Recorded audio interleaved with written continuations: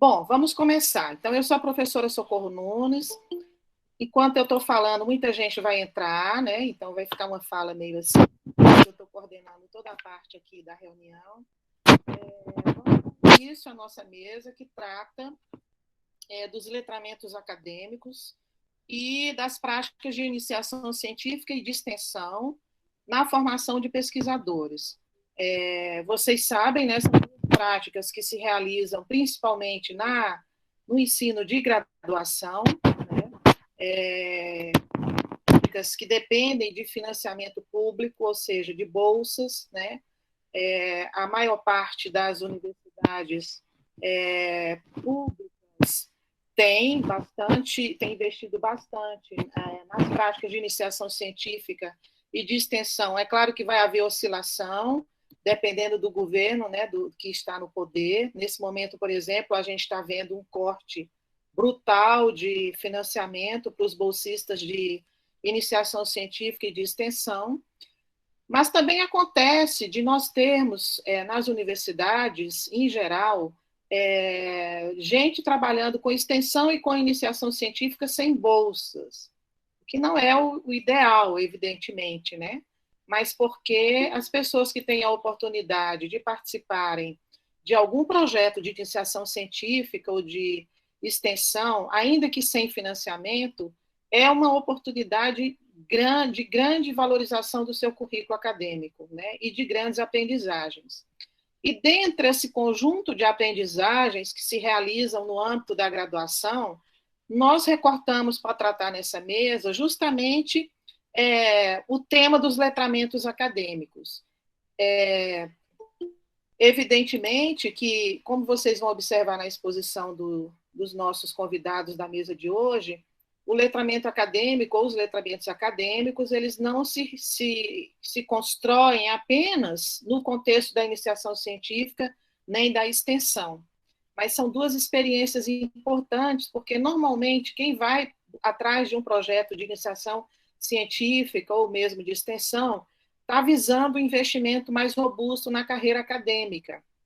Então, é em função disso que os nossos convidados de hoje vão falar com vocês sobre a questão dos letramentos acadêmicos. Como eu conversei informalmente bem no início, enquanto não começávamos a mesa, o nosso grupo de pesquisa, o GPALI, esse é um dos temas que a gente tem investido, né?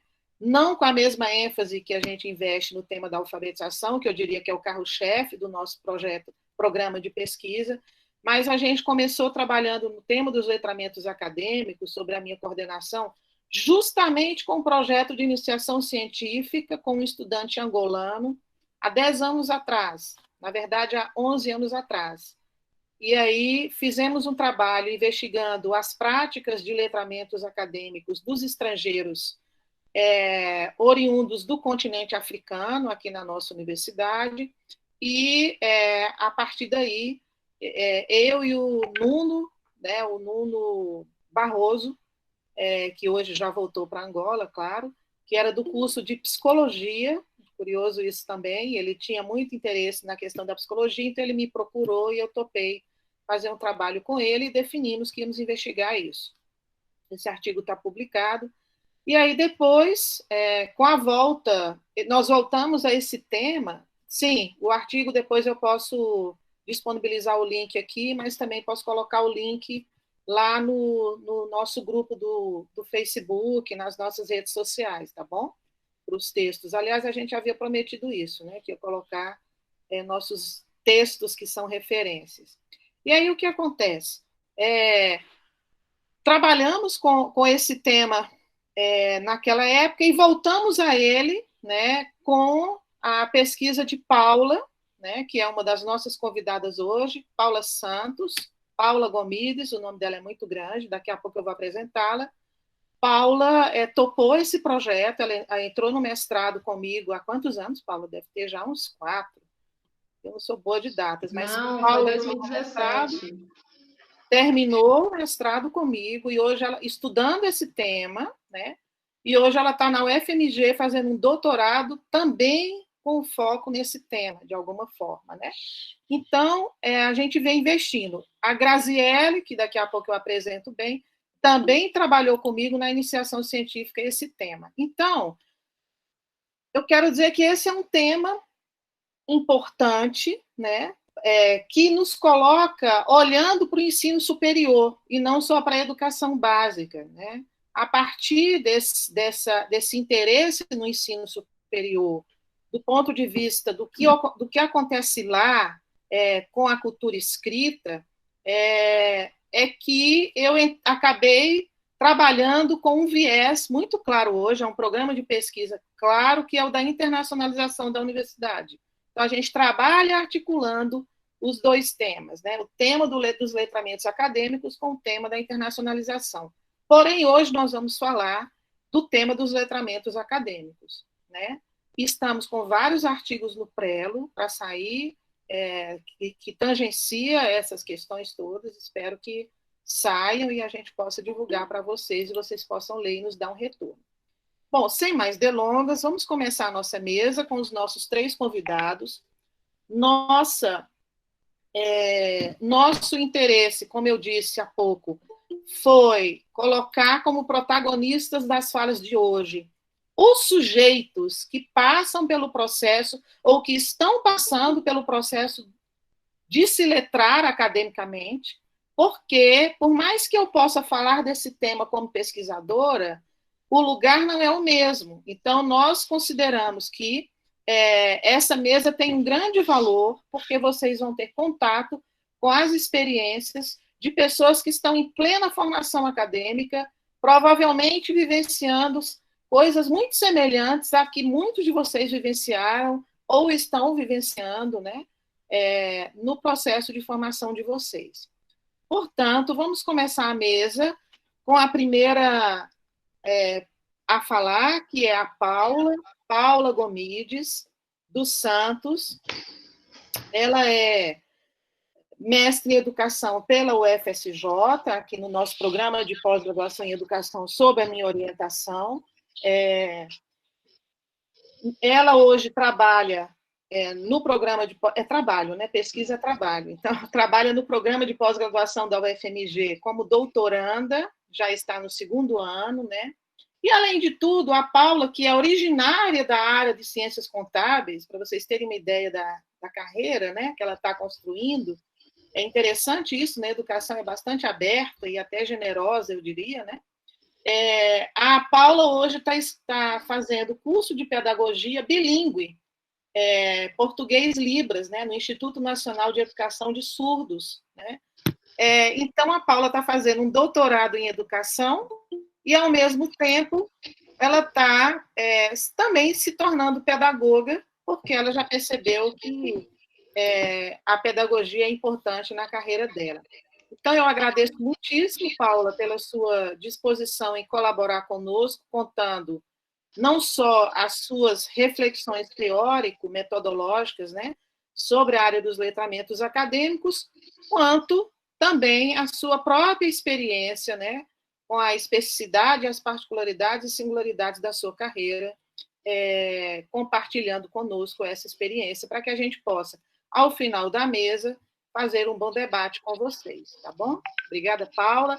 Cada um tem 20 minutos para falar. Quando tiver faltando 5 minutos, eu aviso, tá bom? Então, a palavra está com a Paula. Olá, vocês me ouvem bem? Me ouvindo? Certinho? Ok. Boa noite a todas e todos. É com imensa alegria que eu acompanho essa mesa hoje, juntamente a pessoas queridas com quem eu tive o prazer de trabalhar em diferentes experiências da UFSJ. Durante o meu mestrado, que eu findei no início do ano passado, né, 2019, é muito bom que esse vínculo permaneça forte ainda hoje, né, tendo o GPALI como um elo que nos liga e nos impulsiona.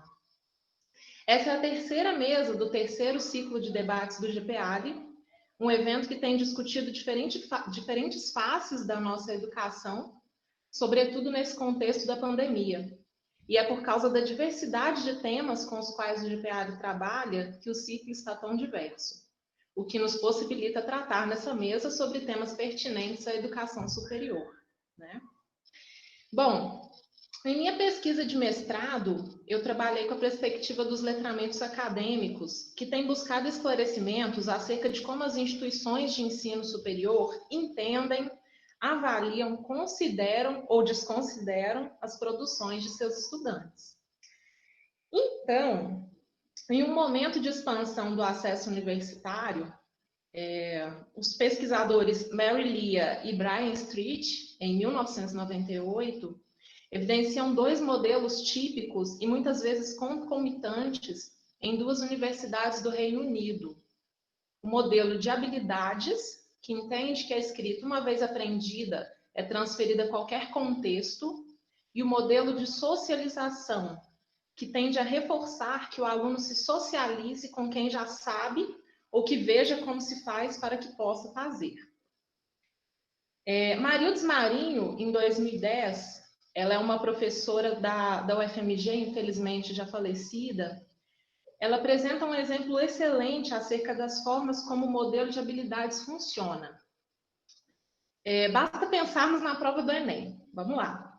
O aluno faz o Enem e, dentre as diferentes demandas dessa prova, existe a redação, que é um texto de cunho dissertativo argumentativo que deve ser escrito em até 30 linhas, no qual o autor deve discutir um tema pré-estabelecido, demonstrando suas opiniões e articulando como uma proposta de intervenção ao final.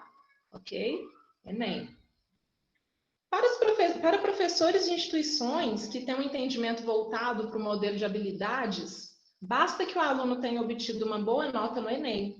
Bom, ele entrou no curso superior, não entrou? Então, ele sabe escrever. Ou seja, ele domina o código escrito. E aí, o aluno tem que saber escrever não só o texto dissertativo lá do Enem, mas também resumos, resenhas, artigos científicos, relatórios, monografias e tantos outros gêneros com os quais ele sequer foi familiarizado nas etapas anteriores. Um exemplo curtinho aqui sobre o modelo de socialização é uma entrevista que um colega fez com um professor e que agora se transformou em um artigo produzido em parceria, né, um desses que está no prelo que a Socorro comentou, e que esperamos que ele seja em breve publicado, no qual o professor diz que, ao não se sentir satisfeito com a escrita de um de seus orientandos, ele passa a enviar um calhamaço de textos para que esse aluno aprenda como se faz. E aí ele ainda diz na entrevista dele, né, que ele fala para o aluno: agora você vai ler o que você nunca leu na vida. Pois bem, os autores, o Brian e a Mary Lea, evidenciam que existe um processo que nos torna letrados academicamente e que essa constituição não ocorre senão sem considerar as práticas culturais e sociais nas quais estamos engajados, dentro e fora da academia. Não basta que opiniões deficitárias acerca da escrita de nossos alunos sejam emitidas, como: esse meu aluno não sabe escrever, né? A gente vê isso muito. Sem que consideremos que se tornar um acadêmico não é um processo natural, simples e, menos ainda, fácil. É nesse contexto que emergem conceitos envoltos a essa perspectiva, como as práticas institucionais do mistério, de Teresa Lillis, em 1999, e dimensões escondidas na avaliação da escrita acadêmica. É um texto escrito pelo Brian Street e publicado em português no Brasil em 2010. Outra autora que figura nas bases da perspectiva é Rosie Vanek, que em 1998 publica uma articulação entre a escrita e a identidade no contexto do ensino superior. Bom, esses referenciais, né, e tantos outros, eu só citei alguns, nos ajudam a entender que ser aluno do ensino superior é, sobretudo, atender às demandas do ensino superior, é uma construção social, né? Isso tudo é uma construção social, que se estabelece por meio de relações identitárias, enquanto literalmente se aprende formas de lidar com esse contexto nas diferentes situações que ele abrange. Se é assim, vamos pensar por um instante sobre duas práticas comuns nas universidades e que, conforme a tese que estamos defendendo aqui, podem auxiliar e muito na construção social desse perfil acadêmico, né? Que são a iniciação científica e as atividades extensionistas. Vamos lá. A iniciação científica no ensino superior, né, e faz necessário esse recorte, porque ela também pode acontecer no ensino médio, como o próprio nome já diz, se refere ao processo de iniciação do discente às práticas de investigação científica, tendo o acompanhamento de um docente do curso ao qual ele se vincula. Essas atividades compreendem cerca de 20 horas semanais e atualmente a bolsa de IC é regulada no valor de R$ 400, podendo ser paga por agências de fomento como CNPq, CAPES, FAPEMIG, FAPESP, FAPERJ, dependendo de cada estado, em 12 parcelas, né, um ano. Essas características são semelhantes para a extensão, não vou me delongar aqui sobre isso. São objetivos do Programa Institucional de Bolsas de Iniciação Científica, o PIBIC. Peguei lá da resolução, vamos lá.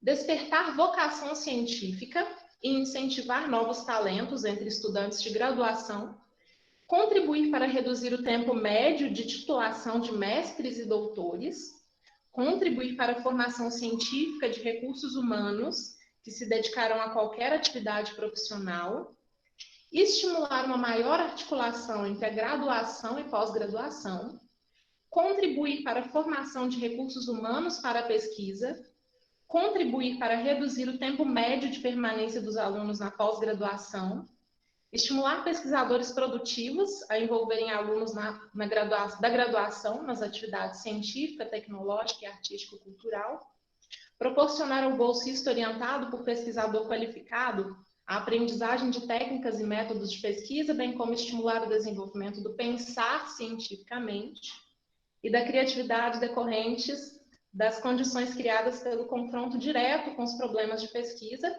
e, por último, ampliar o acesso e a integração do estudante à cultura científica.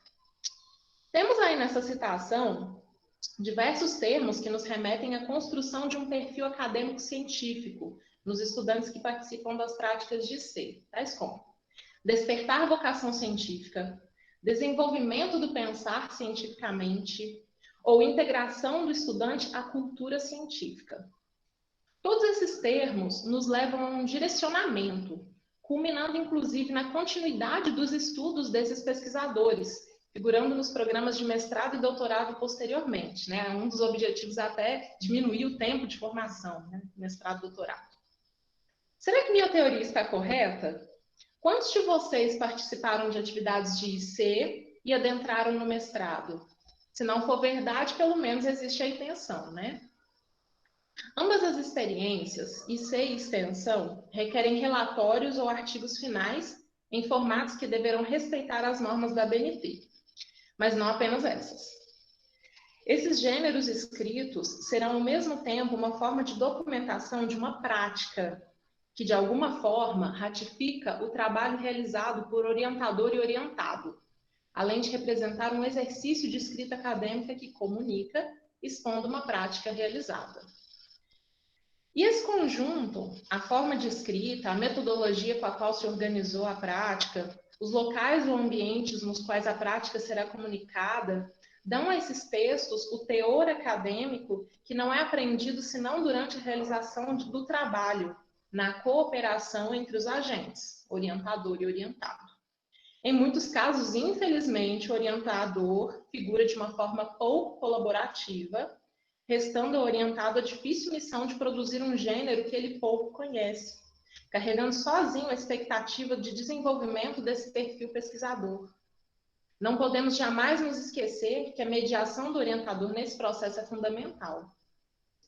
Bom, mais especificamente agora sobre a extensão, a resolução número 7 de dezembro de 2018, bem recente inclusive, estabelece seus objetivos. Vamos lá. Primeiro, a interação dialógica da comunidade acadêmica com a sociedade por meio da troca de conhecimentos, da participação e do contato com as questões complexas contemporâneas presentes no contexto social. Segundo, a formação cidadã dos estudantes, marcada e constituída pela vivência dos seus conhecimentos, que de modo interprofissional e interdisciplinar seja valorizada e integrada à matriz curricular. Terceiro, a produção de mudanças na própria instituição superior e nos demais setores da sociedade a partir da construção e aplicação de conhecimentos. bem como por outras atividades acadêmicas e sociais.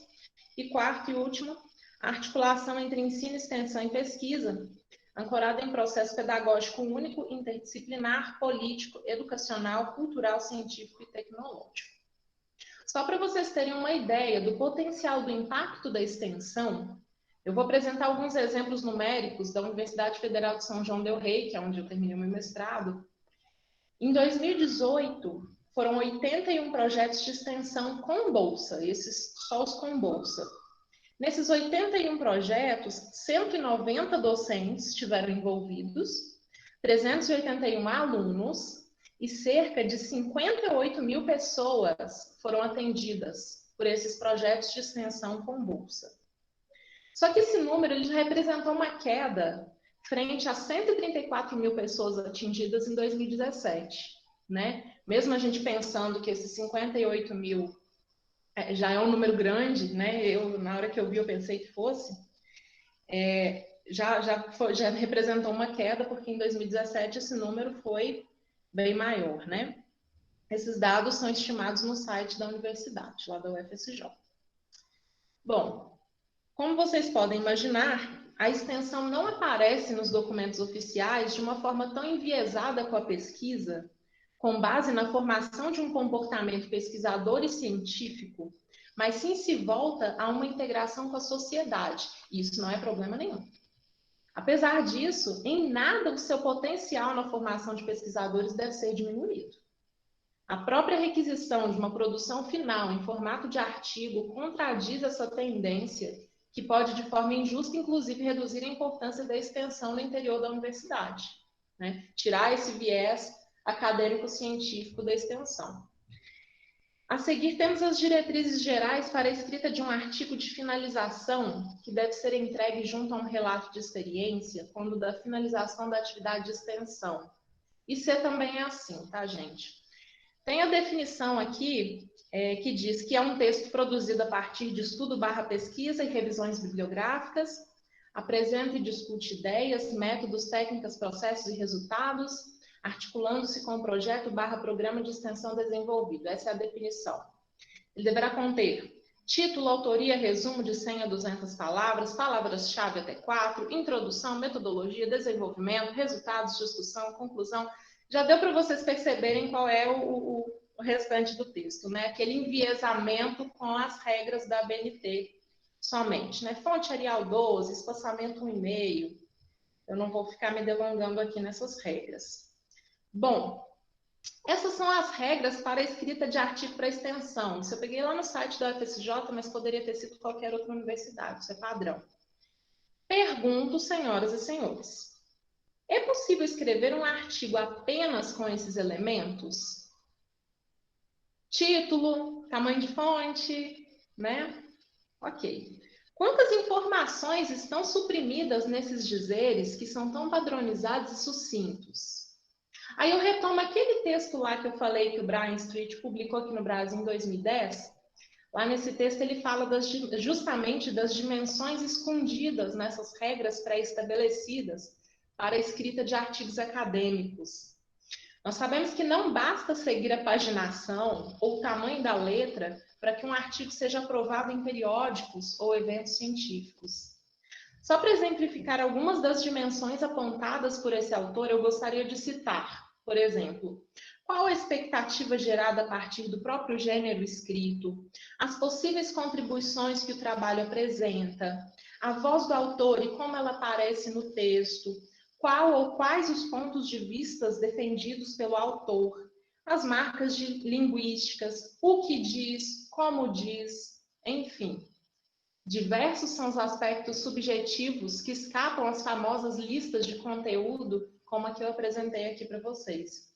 Eu acrescentaria também o cumprimento da função do artigo, uma vez que em alguns textos há muitas promessas, mas poucas são cumpridas ao longo da escrita, nessa retomada depois para ver se a gente realmente cumpriu o que a gente prometeu.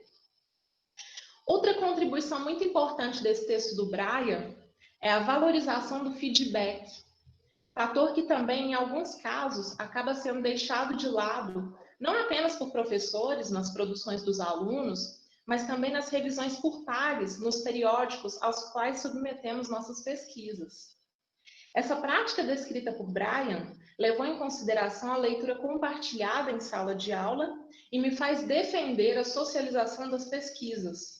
Não há por que ter alguma ressalva para tornar públicos os textos acadêmicos. Nesse sentido, devemos pensar no potencial dos textos produzidos no processo de desenvolvimento das atividades de IC e extensão, já que são produzidos nesse formato de artigo, comum para publicações, mas que ficam com frequência esquecidos, ou são apenas socializados em eventos locais nas universidades, e às vezes são até publicados, mas em divulgações sem SDN, né, no caso de anais de eventos, ou mesmo com alcance curto. Né? A gente tem que pensar qual que é o direcionamento que a gente vai dar para esses textos, né? Já que a gente tem que produzir, então, o que a gente vai fazer com eles depois?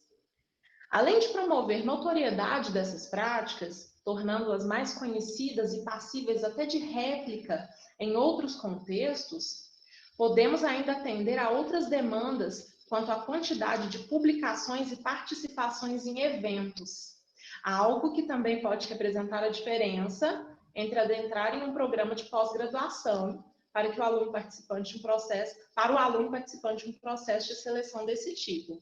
Né? A gente sabe que a gente está nesse contexto, é essa a nossa rotina, né? Ter que publicar e mostrar o nosso trabalho, socializar mesmo. Já caminhando para o final, né?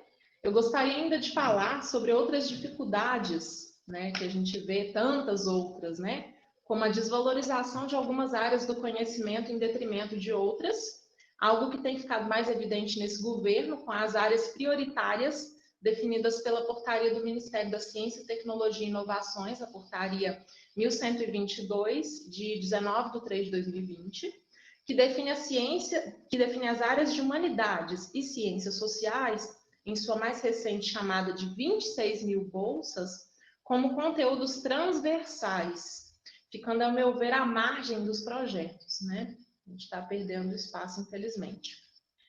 Além disso, né, o valor das bolsas de R$400 é um valor tão defasado quanto as bolsas de mestrado e doutorado, devendo ser uma parte do mesmo debate pela valorização. Penso que essa pandemia deixa evidente a necessidade de pesquisas em todas as frentes. Em um país em que a grande maioria das pesquisas são produzidas no interior das universidades públicas, remunerar adequadamente os pesquisadores, não bolsistas subservientes, mas pesquisadores, faz parte de um processo de fortalecimento da pesquisa nacional, em todos os níveis. Pense no imenso desafio dos alunos participantes de IC ou de práticas extensionistas que estudam no período noturno, trabalham no diurno e ainda desenvolvem atividades de pesquisa e integração social. Parafraseando Paulo Freire, precisamos de educadores e educandos progressistas e que tenham condições materiais adequadas para desenvolverem seu trabalho. A remuneração, claro, é apenas a ponta do iceberg nessa discussão. Bom, pessoal, assim eu finalizo a minha fala, agradecendo mais uma vez pela amizade e a parceria desse grupo maravilhoso, representado de uma forma tão delicada e altiva pela professora Socorro Nunes. Muito obrigada. Obrigada, Paula. É bom poder ouvir os alunos, né, de um outro lugar, né? Não mais como uma aluna, mas como uma pesquisadora, que é a Paula, do campo dos letramentos acadêmicos. A gente é que agradece, Paula. Bom, então, seguindo a nossa mesa, vamos ouvir agora. Eu creio que depois, na hora do debate, vão vir perguntas sobre a experiência de vocês, né, com a escrita acadêmica, né? E agora nós vamos ouvir, então, Graziele Almeida, que é aluna do curso de mestrado em educação aqui da UFSJ, sob a minha orientação, graduada em pedagogia também aqui pela UFSJ, foi minha bolsista de iniciação científica aqui na universidade, né? E trabalhou também com estágios na área da educação básica, numa escola privada aqui de São João del Rei. e está estudando a relação entre letramentos acadêmicos e internacionalização da universidade, focando também nos alunos estrangeiros aqui da universidade e da Universidade Federal de Ouro Preto, né? Que é o público com o qual a Graziele trabalha. Vamos ouvir Graziele e vocês já vão, ao mesmo tempo, preparando as perguntas para perguntar em detalhe, né, quais são os desafios da escrita acadêmica, né, que esses três aqui, representantes do campo acadêmico, podem contar para nós. Eu também vou contar um pouquinho das minhas, mas eu deixo para depois, na hora do debate, dos meus desafios. Graziele, cadê você? Gente, vocês estão me escutando? Sim, estamos escutando. Estou te escutando bem. Então, agora a palavra está com você. Oi, Grazi. Então, gente,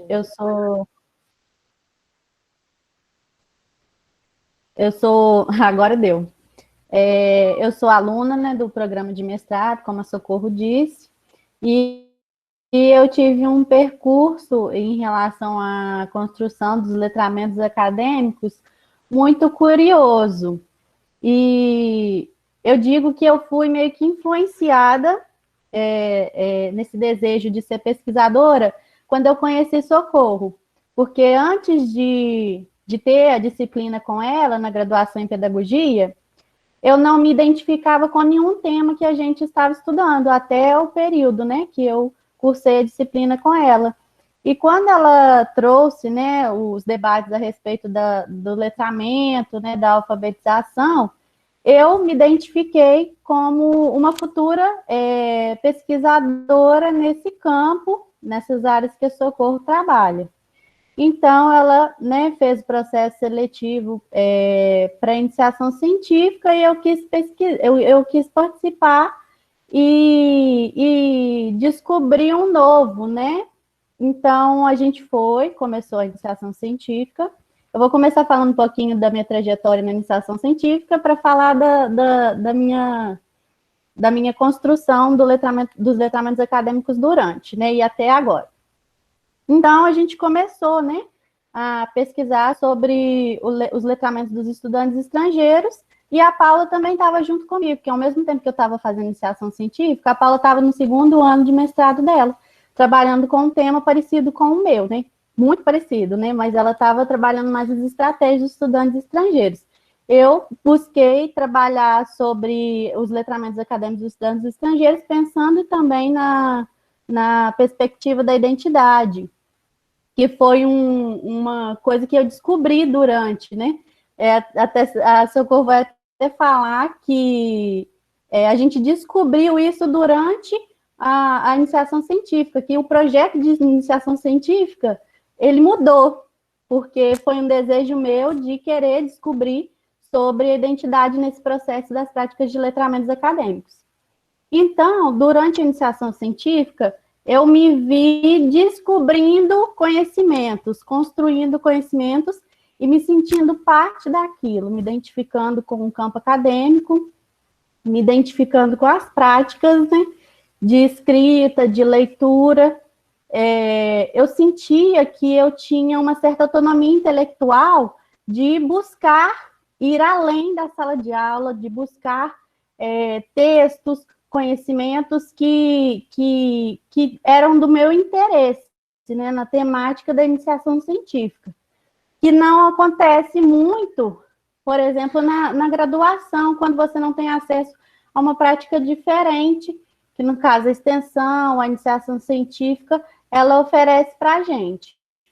Então, quando eu fiz a iniciação científica, durante esse processo, eu percebi como o orientador é importante para que a gente fique motivado a buscar o novo, a buscar o conhecimento a todo momento. Então, eu sinto que a presença de uma orientadora que vá ler o que eu escreva é fundamental para eu entender como está sendo o meu processo de entendimento daquilo que eu estou construindo, né? Que é a temática dos letramentos acadêmicos, pensar nos estudantes estrangeiros, que até então eu nunca tinha pensado, que foi até um tema muito inovador para a minha percepção de uma metade pedagoga, né? Porque quando eu conheci Socorro e a gente começou a iniciação científica, eu já estava no 5º período. Então, eu ainda estava começando a me adentrar nas práticas acadêmicas. E na iniciação científica, eu sinto que eu tive uma efetiva participação. Eu fui atora, no sentido, eu fui um sujeito que fez parte das práticas e dessa demanda que o ensino superior traz para a gente, né? E aí a Paula até falou um negócio interessante sobre a integração às culturas acadêmicas, que durante a iniciação científica, eu comecei a olhar com outros olhos a participação em eventos acadêmicos, publicação de artigos, escrita para publicação de artigos, e eu tive uma certa realização no sentido de que eu estava fazendo um bom trabalho, porque tudo que eu mandava para minha orientadora, ela voltava para mim com questionamentos e não com, tipo assim, tá errado o que você escreveu, ou não é assim que você escreveu. Ela sempre colocava, por que você acha isso? Então, sempre tinha essa indagação por parte delas, que fazia com que eu pensasse melhor, né? E escrevesse de uma forma que o leitor da minha publicação, do meu artigo que eu iria publicar depois de um ano, entendesse que eu queria construir naquela temática dos letramentos acadêmicos. Então, esse exercício de escrita acadêmica foi muito bom para eu me sentir parte do universo acadêmico, do campo acadêmico. Foi muito bom para eu valorizar o que eu escrevo e para entender que, beleza, eu estou escrevendo uma coisa, uma temática que na iniciação científica não tem como a gente aprofundar, é um ano só para escrever um artigo de 20 páginas, não cabe tudo que você lê, tudo que você entende nesse um ano de iniciação científica. Então, nessa escrita acadêmica, eu pude conseguir meio que sistematizar o que eu estava construindo para que o leitor entendesse esse conhecimento, essa nova descoberta que a gente estava fazendo. Então, para mim, foi muito novo. Esse desejo de ser pesquisadora foi instigado pela Socorro. Se eu não tivesse conhecido ela, talvez eu nem teria descoberto esse meu desejo de pesquisar, de querer construir conhecimento, fazer parte de um mundo acadêmico em que a gente compreende, a gente apreende e depois tenta transformar a realidade. Então, foi muito importante eu me adentrar nessas práticas de letramento acadêmico, né, na iniciação científica, que me fizeram ter mais criatividade. Eu senti que eu fui muito estimulada e que eu tive uma construção boa no sentido de ser mais crítica. Eu aprendi a perguntar. Eu não tinha essa concepção antes de entrar na iniciação científica, porque como eu estava num movimento além da sala de aula, além dos textos que eram ofertados nas disciplinas da pedagogia, eu também estava no movimento de perceber que aquilo era um campo em que eu poderia fazer perguntas, em que eu poderia questionar, indagar e também colocar dificuldades que eu enfrentei durante, né, esse processo de iniciação científica. Então, esses dias eu estava refletindo, né, no que eu ia trazer aqui, e eu lembrei que a gente teve, o Lucas vai lembrar, que a gente teve disciplinas de pesquisa e prática pedagógica na UFSJ, com Marcinho, Giovana, e aí eles trouxeram textos muito bons que fizeram a gente perceber que a importância do pesquisador, né, para a educação, né, para para a transformação da sociedade de uma forma mais ampla. E aí são 2 textos que eu consegui achar, nos milhares de textos que a pedagogia proporcionou para a gente, que um é da Menga Ludwig, que escreve um pouquinho sobre esse processo, nesse caminho da pesquisa, como que a gente aprende o caminho da pesquisa, e um outro da Maria Lúcia de Moura, Maria Cristina Ferreira e Patrícia Payne. Nesses textos, elas trazem um pouquinho sobre os pontos negativos e positivos que a pesquisa, né, faz com que a gente perceba. E elas falaram coisas interessantes que me fizeram questionar a minha posição como pesquisadora mesmo, e refletir se eu estou no caminho da pesquisa mesmo, se eu estou conseguindo me engajar, desfrutar desse campo. E aí elas falaram uma coisa que eu achei muito interessante, que quando você pesquisa, você não está turistando, você não está transitando por um tema, não. Você tá buscando problematizar esse tema. Então, você tem que entrar com o coração, ter sensibilidade, por exemplo, na nossa temática, né, no nosso trabalho de pesquisa no mestrado, eu e Socorro vamos trabalhar com estudantes estrangeiros. Então, eu não vou turistar, não vou só ouvir eles, eu quero compreender, ter sensibilidade no que eles vão me dizer e conseguir escrever isso academicamente para que outras pessoas possam ter acesso ao que as pessoas estão dizendo. Então, isso me faz pensar que a teoria é muito importante ela estar articulada diretamente com a prática, no sentido de que o que eu li, o que eu busquei, o que eu construí de conhecimento, ela vai refletir na prática de um sujeito que vai ler a minha pesquisa, que vai também estar engajado na minha pesquisa, né? Então, pesquisar não é turistar entre os problemas da pesquisa, mas é desfrutar, investigar melhor os problemas que cercam essa pesquisa, e ela traz uma certa ampliação nesses horizontes que a pesquisa traz de reflexão, de qual que é o papel social dos sujeitos inseridos na pesquisa, e ela faz com que a gente fique atento, né, a não trabalhar com os extremos, no sentido de você ignorar realidades e vislumbrar outras realidades, né? Então, é isso. Eu acho que, na minha experiência, né, na iniciação científica, eu pude ser uma estudante ativa, no sentido de não esperar que minhas orientadoras me dessem algo, me ensinassem algo e acabou por aí. Não é assim que acontece.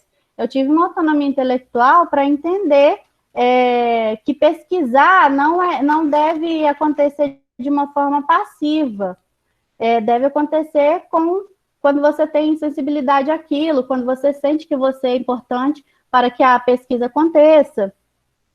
Então, eu tive muito interesse em pesquisar a partir da iniciação científica, e durante a iniciação científica, eu me senti realizada, eu senti que eu realmente estava onde eu era bem aceita, onde eu fui parte, né, do processo de construção de um conhecimento, que é muito válido para a gente que sai da graduação, né, e talvez não tenha esse retorno, esse feedback. Eu tive um retorno, eu tive um feedback das minhas orientadoras, elas me impulsionaram aí a apresentar o trabalho de iniciação científica num evento que aconteceu na UFMG, que foi muito realizador para mim, porque eu fui muito bem recebida lá por todos. Conheci pessoas muito importantes na temática, né, que a gente estuda, dos letramentos acadêmicos, internacionalização, e realmente eu me engajei, eu desfrutei. Eu conversei com a Paula esses dias que eu desfrutei dessa aventura acadêmica, porque eu nunca tinha saído sozinha, ido para outra cidade apresentar algum trabalho que eu realizei, eu nunca tinha tido essa oportunidade. E quando eu apresentei a iniciação científica na UFSJ, eu estava na minha casa, né? Então, eu estava perto de pessoas que eu conheci. Então, chegando lá na UFMG, eu fiquei tipo, caramba, vai ser uma aventura, né? Eu vou desfrutar de tudo isso. E eu me senti muito acolhida. Pessoas, assim, vocês estão rindo, né?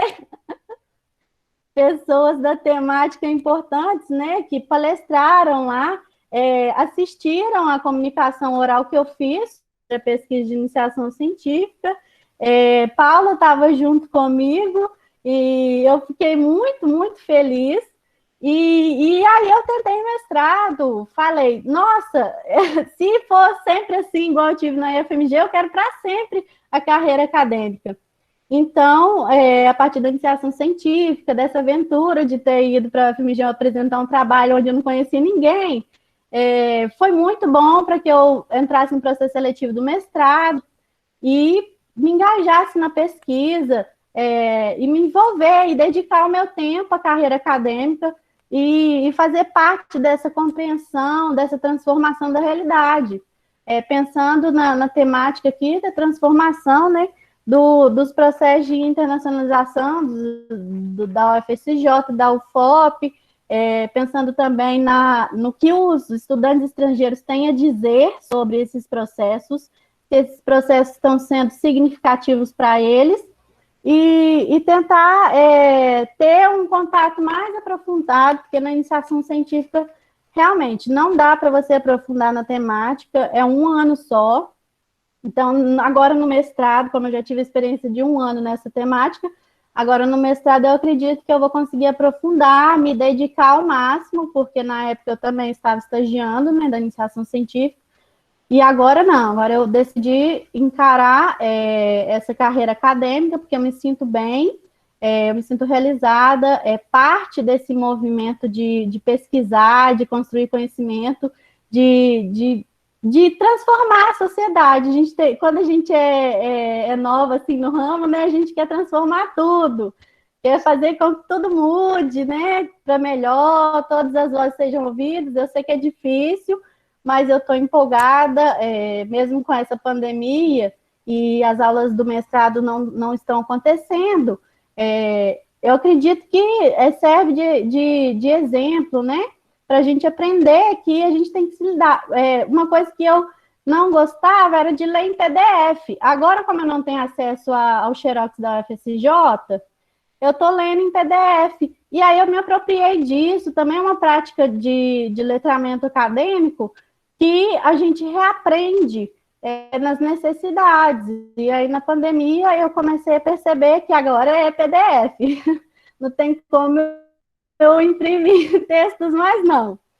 Enfim, eu acho que é isso. Minha experiência na iniciação científica foi um gancho para eu chegar até o mestrado, foi um gancho para eu decidir seguir essa carreira acadêmica. As práticas de letramento acadêmicos antes da iniciação científica não foram tão bem, digamos, estruturadas, porque na graduação a gente lê textos que o professor propõe, constrói alguns trabalhos tipo PowerPoint, apresentação de um tema e tal. Na iniciação científica é totalmente diferente, porque você escreve uma construção de um conhecimento que você é ator disso, que você faz parte disso. Então, eu acredito que foi na iniciação científica que o meu coração ficou completado, né? Transbordou de coisas que eu quero fazer na vida, que é coisas ligadas ao campo acadêmico, à carreira acadêmica. e esse movimento de busca incessante, continuamente, do conhecimento, que pode favorecer a sociedade no sentido de transformar políticas públicas, de vozes serem ouvidas, e esse processo de reflexão de uma sociedade melhor, de pessoas melhores. Então, na iniciação científica, eu consegui ter essa percepção de que, na teoria, a gente muda também a sociedade, é a partir dela que as práticas, as duas se articulam, né, e as práticas boas podem acontecer. Então, eu acho que é exatamente isso que eu queria falar.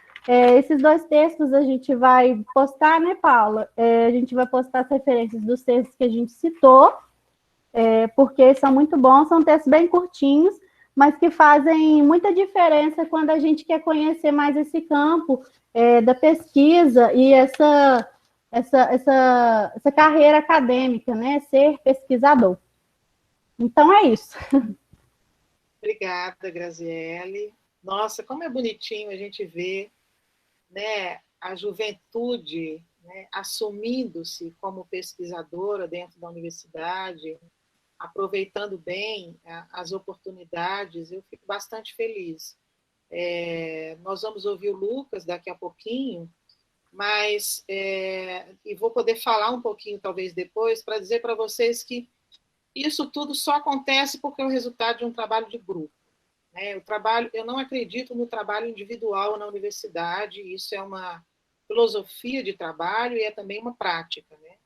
É por isso que a gente investe no nosso grupo, que já tem aí 12 anos de formalização, embora antes ele já acontecesse, e a gente trabalha coletivamente. Vocês vão ver que existe um trabalho que é colaborativo, né? Um trabalho que é colaborativo, sem disputas, né? Disputas no sentido negativo, né? Todo mundo querendo fazer o melhor, e realmente, assim, acho que os depoimentos já de Paula e Graziele, Paula foi uma espécie de co-orientadora da Graziele, porque a gente trabalha coletivamente, as duas pesquisavam o mesmo tema, praticamente, então, é assim que a gente acha que a roda na universidade tem que girar, né? E, como alguém colocou, acho que foi a Thaís, viva a universidade pública, a gente tem que falar 1000 vezes isso, porque nós aqui estamos falando de dinheiro público, de investimento público, de investimento do Estado, né, na formação dos jovens pesquisadores que vão assumir os nossos lugares na universidade. Mas vamos ouvir, então, mais uma experiência de extensão, que é a experiência de Lucas Rocha, aluno já no final, né, já se graduando praticamente no curso de pedagogia, aqui da UFSJ também, né, tem participado desde o começo da graduação de mais de um projeto de extensão, então, além de ter sido meu bolsista de extensão, né, supervisionado por mim, num trabalho que envolvia letramento literário, né, que é uma das nossas, digamos assim, raias, né, de pesquisa dentro do grupo. O Lucas certamente vai poder falar de outras experiências dele com a extensão também, né? Tem com a professora Mônica, que foi supervisora, se não me engano, de um trabalho dele. O Lucas também fez um intercâmbio fora do país, o que permite a gente conversar com ele, talvez não tanto hoje, mas num outro momento, numa outra mesa, sobre como é ter ido para a Colômbia, né? Como aluno de pedagogia, ter ficado lá 6 meses na Universidade de San Buenaventura, e que experiências de letramento acadêmico ele pode contar hoje para a gente sobre tanto a experiência dele aqui na UFSJ, né, quanto a experiência no exterior, na Colômbia. Não sei se ele preparou exatamente isso, porque digo a vocês que eu não interferi em nada do que foi colocado aqui hoje. 5 minutos antes da reunião começar, eu só perguntei o que eles tinham decidido em termos de tempo. Então, eles são absolutamente autônomos em tudo que eles estão falando aqui, porque essa é a formação que a gente quer oferecer para os nossos alunos, né, de graduação e de pós-graduação na universidade pública. Lucas Rocha, a palavra está com você, tá bom? Muito obrigada. pela sua participação aqui, assim como a de Graziele e a de Paula, para completar, digamos assim, esse leque de possibilidades que é a universidade pública, e não é a privada, tá? Vai procurar bolsa de extensão e de iniciação científica nas universidades privadas desse país. Elas não existem, tá? Então, é mais importante ainda a gente marcar essa diferença, né?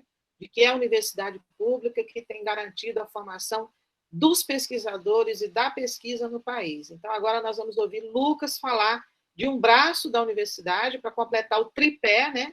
Que é ensino, pesquisa e extensão, e poder trazer mais elementos para a gente refletir sobre essas práticas de letramentos acadêmicos. Lucas.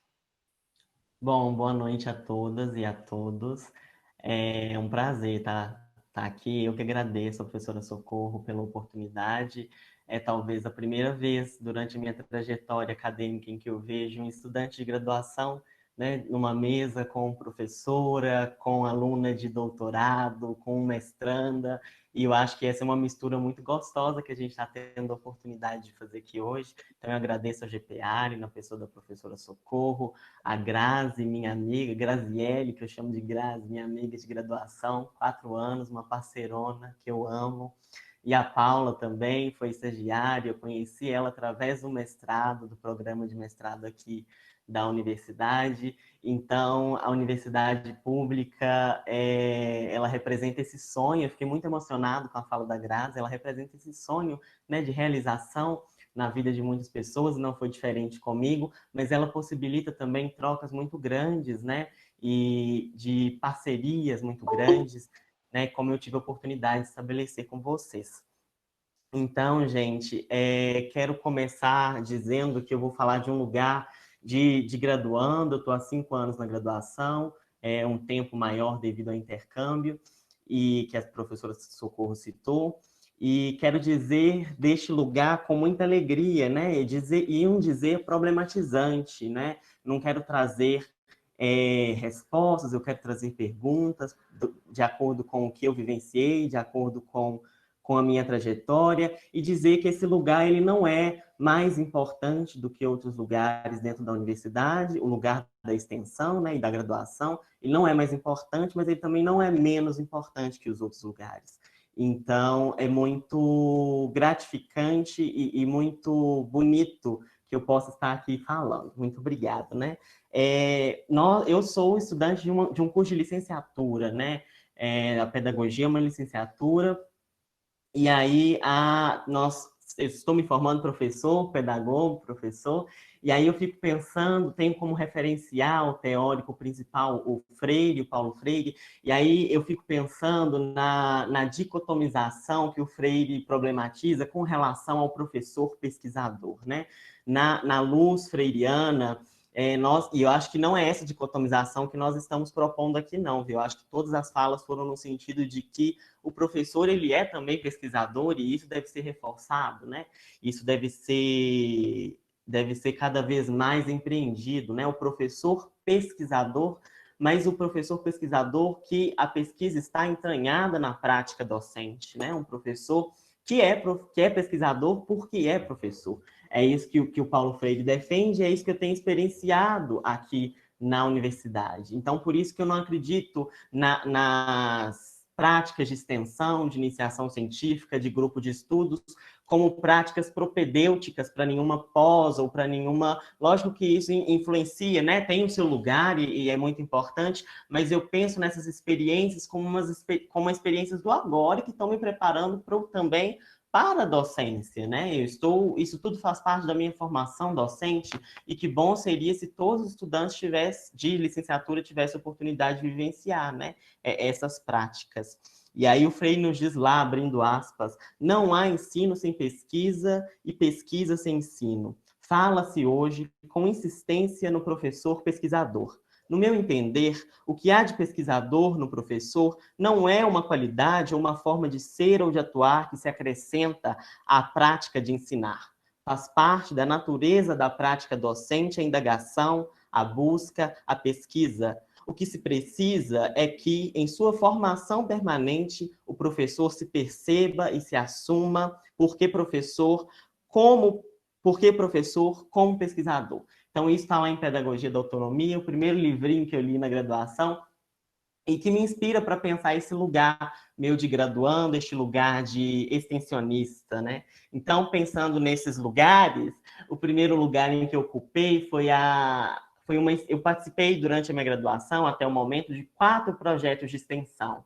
Vou falar um pouquinho de cada um deles. O primeiro projeto de extensão, que foi o lugar em que eu tive a oportunidade de ocupar a partir do momento que eu estive num grupo de estudos, né, da professora Bruna Sola. Bruna Sola é uma professora muito querida que até hoje me acompanha, e então, através do grupo dela, eu participei de um projeto de extensão sobre a formação do leitor crítico no enfrentamento de vulnerabilidade social.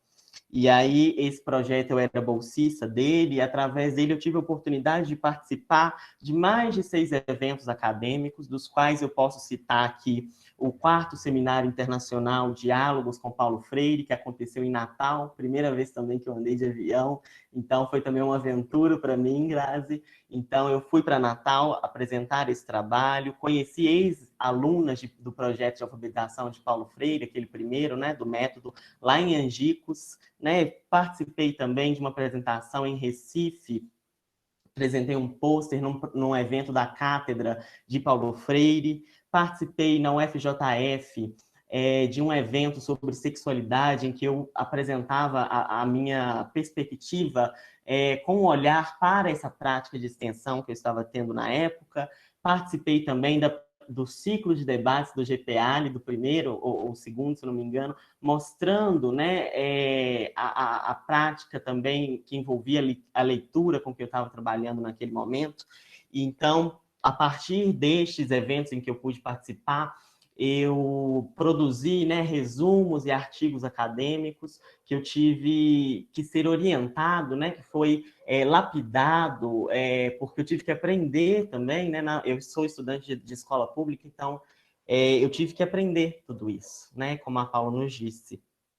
E aí mais de 9 artigos acadêmicos, um deles vai sair em revista, os outros estão em anais de eventos, e participei de grupos de estudos, como o grupo de estudo da professora, que a professora Socorro coordena, né, o GPAD, e também daí veio o meu TCC, que é sobre cidades educadoras, apresentado ainda nesse mês.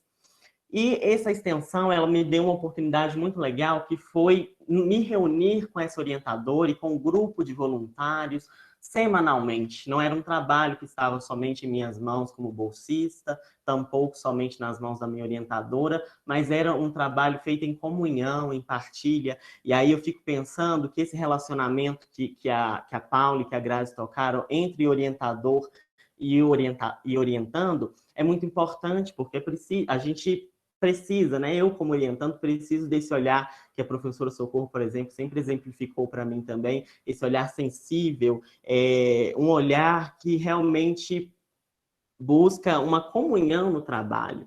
E é muito gratificante perceber que isso aconteceu nessas minhas experiências de extensão. Então, no segundo ano, né, da minha graduação, no terceiro, desculpa, eu participei do Sarau Voz Poética, que aí foi o Sarau o projeto, né, Sarau orientado pela professora Socorro. Eu pude participar das discussões mais amplas sobre educação literária, sobre letramento literário, e penso que também realizamos através do grupo, né, essas discussões teóricas, e é muito importante que a universidade, que a extensão, né, em sua dimensão da universidade, ela possibilita uma praxis pedagógica para nós, graduandos, licenciandos, né, professores em formação, no sentido em que ali eu não vou ter puramente a prática, mas é a prática aliada à teoria, é um movimento de praxis, né? A prática iluminando a teoria iluminando a prática. Então, isso foi essencial através dos grupos em que eu participei.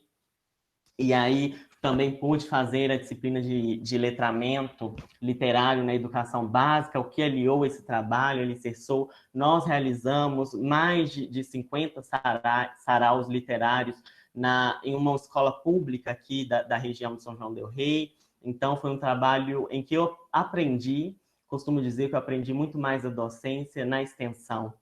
E foi maravilhoso. No ano de 2019, o ano seguinte, eu me tornei também bolsista do programa, né, de alfabetização e letramento de pessoas idosas, que é coordenado pela professora Mônica Todaro. Esse projeto ele também me proporcionou experiências acadêmicas e de extensão muito ricas, que eu tenho até hoje participado, eu sou ainda orientando nesse projeto, sou ainda bolsista desse projeto. Nele eu pude já participar de palestras, né, em faculdades, eu pude realizar entrevistas em rádio. Eu acho isso uma coisa maravilhosa, porque não é tão comum, né, na academia, e eu pude experienciar também estes momentos em minha vida acadêmica, né, em minha trajetória.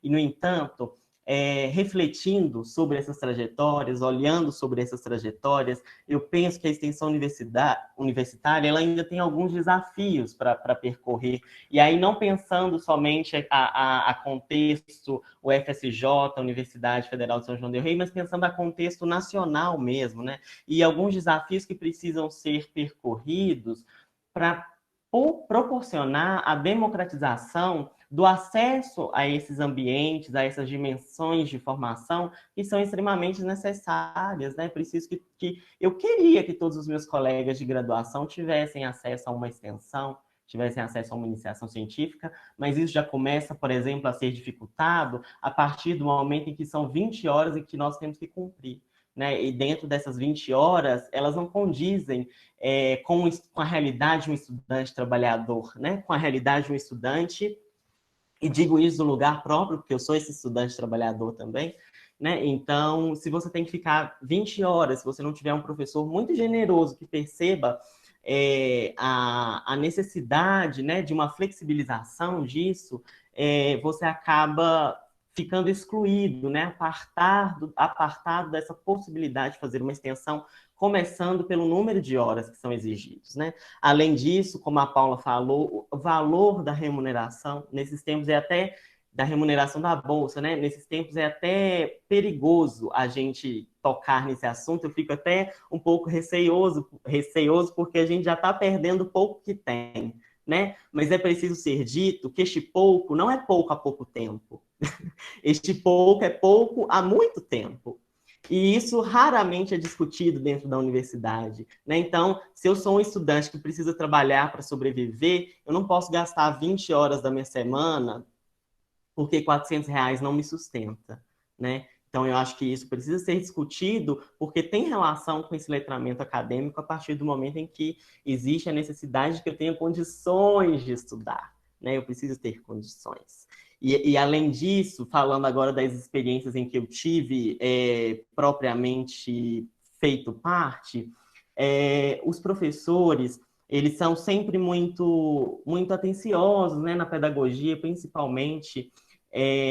Os professores sempre estão buscando voltar um olhar para a nossa realidade de estudante. E, no entanto, todas as vezes em que eu me submeti, né, aos trabalhos de extensão... Epa, travou aqui, vocês estão me ouvindo? Alguém me fala, por favor. Estamos ouvindo, sim, Lucas. Meu computador ficou preto, então eu vou seguindo aí. Está te vendo. Isso, beleza. Eu me perdi, deixa eu só achar aqui na minha folha. Ah, tá.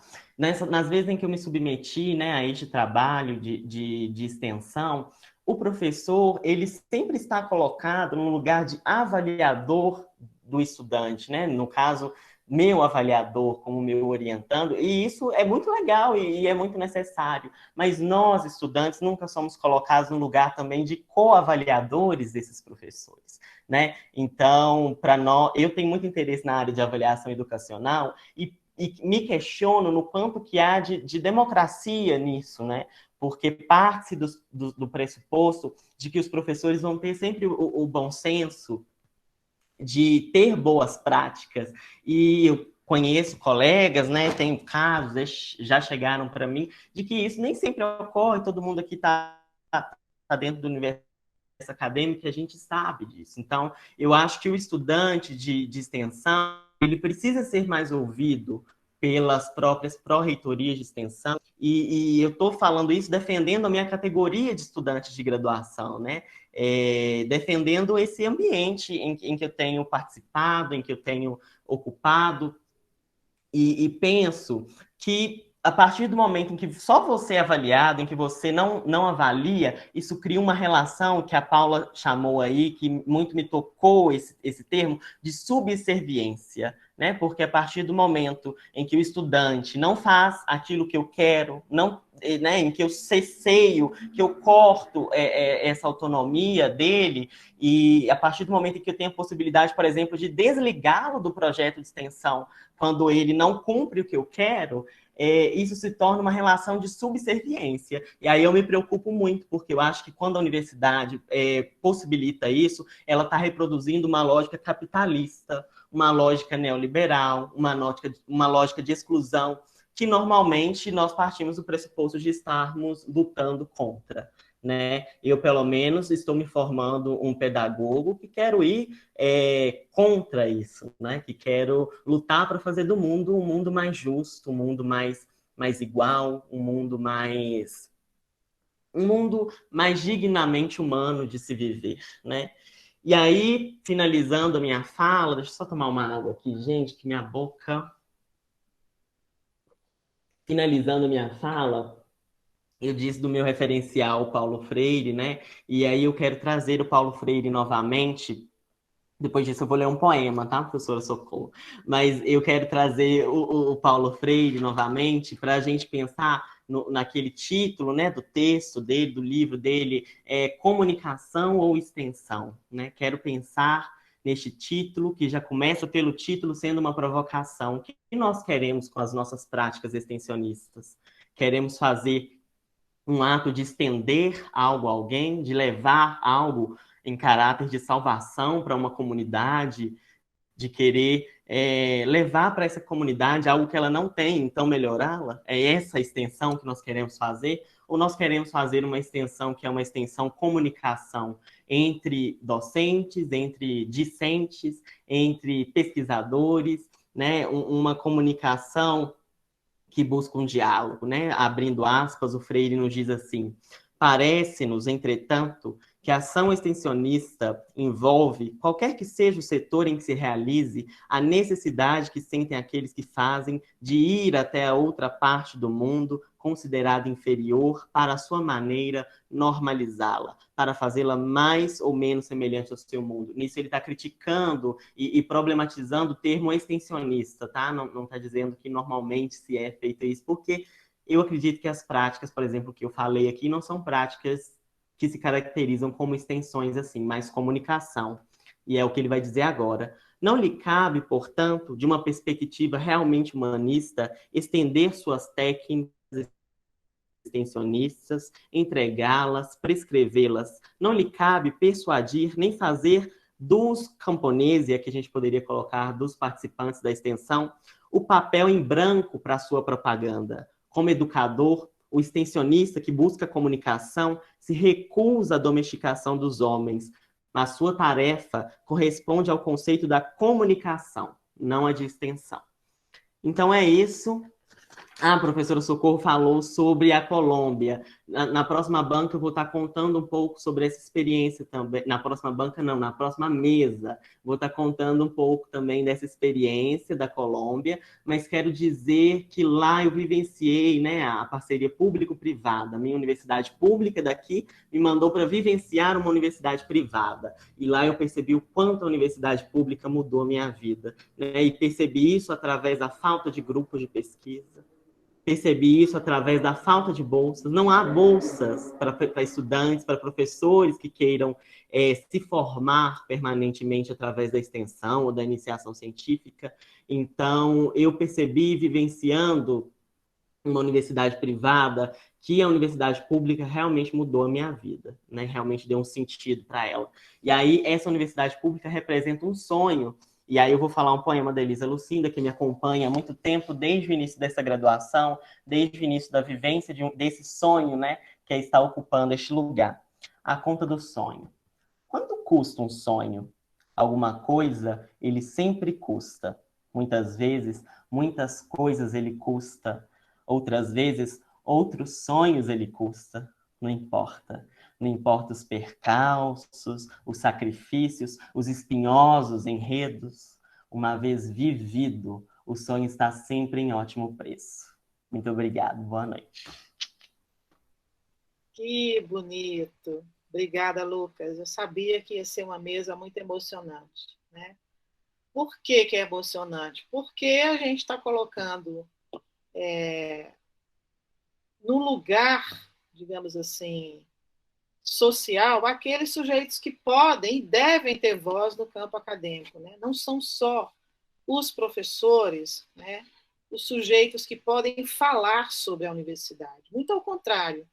O que a gente espera é que nós, junto com os alunos, possamos falar das nossas experiências, e todas elas são formativas.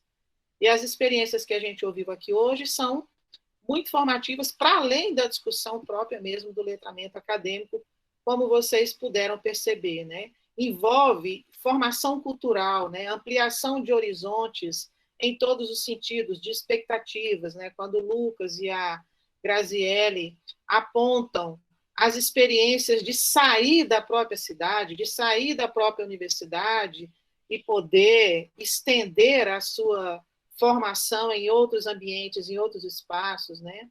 Quando apontam a questão do diálogo, que é a forma como a gente vê mesmo, não é à toa que o Lucas traz o Paulo Freire, a Paula traz o Brian Street, e a gente vai reunindo referências, nós também trabalhamos com a perspectiva bakhtiniana, nós vamos reunindo referências que colocam em xeque a questão do diálogo na universidade.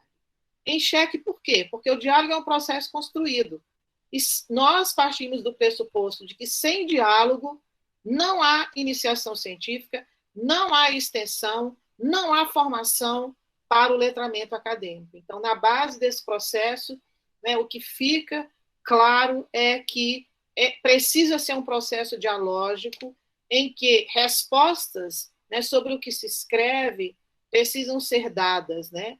Por quem? Por outros mais experientes, por interlocutores, né, que a gente nomeia como docentes, mas às vezes também os próprios pares, né, os alunos com eles próprios. Ou seja, o que precisa é de mediação dialógica, que é um conceito que a gente trabalha muito, né, quando a gente trata de formação humana. O conceito de mediação dialógica ele é central para o nosso grupo, e a gente vem aprofundando ele, por exemplo, nas pesquisas, nas teses e dissertações sobre letramento literário, por exemplo, que é um conceito muito usado no campo da literatura, né, a ideia de mediação literária, mas não só no campo do trabalho de compreensão de como se dão os processos formativos. Então, assim, eu não quero ficar falando muito, porque eu quero também que a gente possa conversar mais com eles. Nós temos 35 minutos e podemos conversar mais com eles, perguntando, né, sobre as experiências. Vamos tomar o letramento acadêmico como experiências que envolvem uma interação ampla das mais variadas formas, né, com as mais variadas formas de ler e escrever na universidade. Né? Esse, digamos assim, é o espectro que delimita o campo dos letramentos acadêmicos, né? O ler e escrever em interação, portanto, tem o oral também, né? Por exemplo, isso que a gente está vivenciando aqui é o que a gente nomeia nas nossas pesquisas como um evento de letramento acadêmico, como um evento próprio da universidade, próprio do campo acadêmico. Você não vai ver um evento desse se repetir, por exemplo, dentro de uma empresa. Você não vai ver um evento desse se repetir nem mesmo dentro da educação básica. Facilmente pode se repetir, mas não dessa forma e com esse formato. Então, nós estamos vivendo agora, todos nós, um evento de letramento acadêmico, né? E tanto Lucas, quanto Paula, quanto Graziele relataram experiências dentro de projetos institucionais que potencializam o letramento acadêmico, né? Se vocês devem ter observado, né, em alguns momentos nas falas, que eles destacam: eu tive que aprender a escrever um resumo, eu tive que aprender como é escrever um artigo para publicar num evento, eu tive que aprender a apresentar uma pesquisa no evento. São todos esses gêneros acadêmicos, né, que não se aprendem, não são passíveis de serem aprendidos a partir de aulas expositivas. Aprende-se pela experiência, pela imersão, mas não uma experiência, simplesmente uma experiência sem mediação individual, não. Aprende-se por processos de inserção coletiva, né? por mediações várias, né? O Lucas destaca, participou de 3 projetos, quer dizer, quantos professores estabeleceram a mediação pedagógica, no caso da formação do Lucas, que ainda está se dando e que vai se dar por um longo tempo, porque mesmo para nós que somos pesquisadoras, já com uma carreira consolidada, nós continuamos aprendendo como é que se dá o letramento acadêmico em determinado momento da nossa vida. Há várias práticas de letramentos acadêmicos novas que nós estamos aprendendo durante a pandemia. Pela primeira vez que eu participei de uma conferência com uma universidade no exterior, no caso foi os Estados Unidos, eu não sabia. Foi mais ou menos um mês após a pandemia, eu não sabia como me comportar propriamente naquele contexto com 400 pesquisadores do mundo inteiro online. Evidente que eu sabia algo, mas eu não sabia exatamente como ia ser.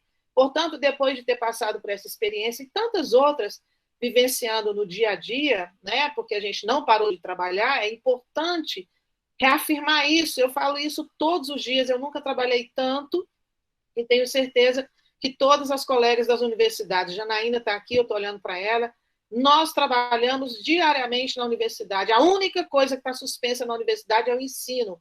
Mas a universidade não é só ensino. A universidade é ensino, pesquisa e extensão. Nem a pesquisa e nem a extensão estão paradas na universidade. É muito importante falarmos isso, né? Tanto é que nós estamos com esse evento porque nós somos um grupo de pesquisadoras fazendo o nosso trabalho, né? Que aqui pode ser visto como um evento de extensão, inclusive. Então, continuamos aprendendo, estamos aprendendo cotidianamente a lidar com o ambiente acadêmico em todos os sentidos, mas também ou fundamentalmente naquilo que se refere ao ler e ao escrever, que é diferente para um aluno de graduação, que é diferente para um aluno de mestrado, que é diferente para um aluno de doutorado, que é diferente para uma professora como eu, que já sou professora pesquisadora na universidade. Diferente, porém, há muitas semelhanças também. Se não houvesse semelhanças, não seríamos capazes de identificar os eventos de letramento acadêmico dos quais participamos. Nós só os identificamos e compreendemos e participamos adequadamente deles porque eles têm as suas similaridades, né? E por isso a gente reconhece, eles têm os seus padrões, né? Pensando aí do ponto de vista antropológico, né? De como é que a gente olha para o cotidiano da universidade. Portanto, depois de proferir essas poucas palavras sobre o que a gente percebe da fala da nossa mesa hoje, dos nossos 3 queridos estudantes de graduação e de pós-graduação, eu queria abrir para vocês, podem usar o microfone, como podem também escrever no chat, perguntem para eles que desafios eles enfrentaram, perguntem mais, eles vão ter muitas coisas para falar sobre isso, enfrentaram com a escrita, enfrentaram com a leitura, enfim, perguntem o que vocês julgarem interessante para vocês, tá bom? Então, eu estou abrindo, espero que o meu chat volte aqui, para eu poder ouvir, mas enquanto isso, vocês podem ir também usando o microfone, tá bom? Está aberta a palavra, viu, gente? Quem quer falar? Pegue o microfone e pergunte diretamente. Socorro. Boa noite a todos, estão me ouvindo? Professora Silvana, da FURG, Rio Grande do Sul. Oi, Silvana, bem-vinda. Tudo bem, Socorro? Nunca quase consigo participar das reuniões à tarde, né? Sim, mas a da gente... pesquisa nacional, mas à noite fica mais fácil. Bom, eu queria parabenizar os 3 estudantes, né, relatando, né, essas experiências de iniciação científica. Fiquei bastante impressionada, né, com o domínio, principalmente do Lucas, que está se graduando, né, tendo esse discurso bem articulado e falando das suas experiências. E ele faz a gente reviver, né, eu particularmente, o meu período na universidade, que também tive a oportunidade de participar de iniciação científica, e eu diria que foi definidora na escolha e no desenvolvimento da minha carreira como pesquisadora. E ao ouvi-los, eu fiquei lembrando, né, do que eu vivi também, e quando eu estava diante da minha orientadora de pesquisa, pedindo que eu falasse sobre a leitura de alguns teóricos que sustentavam a pesquisa que a gente realizava. E percebia, né, o quanto essas experiências, né, que são coletivas, elas transformam a vida das pessoas, né, melhoram o nível de leitura, porque eu me dei conta naquelas primeiras experiências lá no segundo ano da graduação, o quanto meu nível de leitura tinha que ser aprimorado, e as experiências com a iniciação científica foram fundamentais. Então, esses letramentos acadêmicos que a gente só vai viver dentro da universidade, eu diria, pela especificidade das experiências, né? E quero dar parabéns para o grupo também, essa perspectiva da coletividade que eu e a Gabriela, a Janaína também, no nosso grupo de pesquisa, temos trabalhado, né, nessa busca, né, do trabalho, de fato, coletivo e dialógico, que eu acho que é por aí, né, que a gente consegue fazer mais ações de uma forma mais aprofundada e, na verdade, fazendo a nossa própria formação, como pesquisadoras, né, professoras, da graduação e da pós-graduação. Então, parabéns, Socorro, por essa mesa, eu achei bem interessante esse diálogo com os estudantes. Obrigada, Silvana, obrigada pelas suas palavras. É muito bom que a gente tenha hoje aqui vários professores, né, na universidade, participando da nossa mesa, ouvindo, né, e podendo, inclusive, receber o feedback, como a Silvana está falando. Eu vou aproveitar, então, agora, já mencionar uma das perguntas que veio aqui pelo chat, enquanto eu vou dando uma olhada em várias, mas já tem essa aqui, que Lucas, Graziele e Paula podem falar. A pergunta a Thaís Pozenato. Que desafios foram encontrados em sair de uma graduação para um mestrado com a escrita acadêmica? Essa é uma boa pergunta. Quem quer responder, quem quer começar a responder, enquanto eu vou olhando outras aqui, vocês já podem ir aproveitando o tempo.